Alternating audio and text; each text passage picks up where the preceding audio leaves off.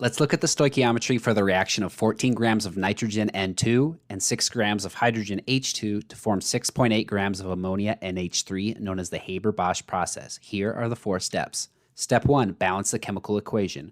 From the question, we know that N₂ plus H₂ are the reactants that form NH₃, the product.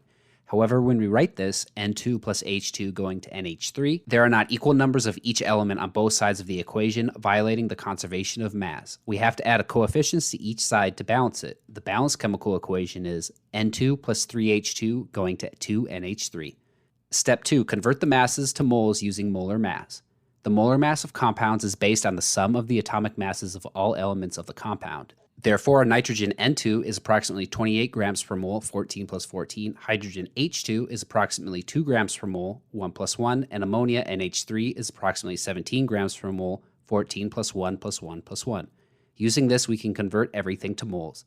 Moles of N₂, 14 grams divided by 28 grams per mole equals 0.5 moles of N₂.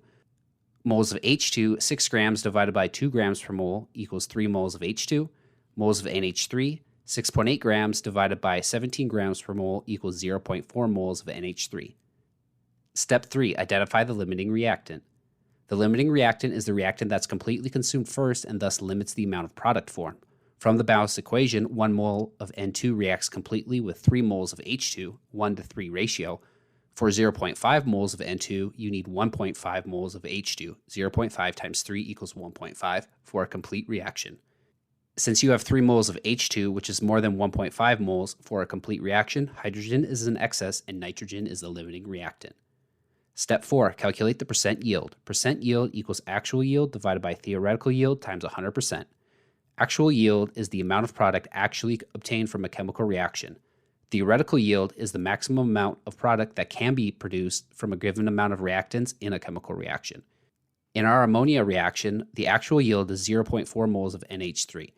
The theoretical yield is based on the limiting reactant, which is 0.5 moles of N₂.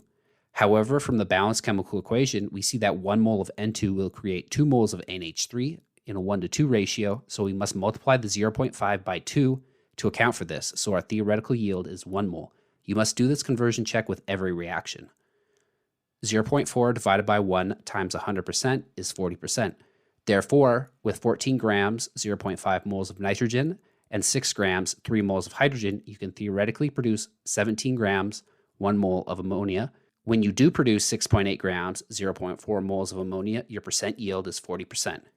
To learn more about nitrogen, click the attached link. Thank you for watching, and I hope these explanations help. If you have any further questions, feel free to ask, and if you found value in this video, please like, subscribe, and let people know about the channel because it really does help spread the knowledge.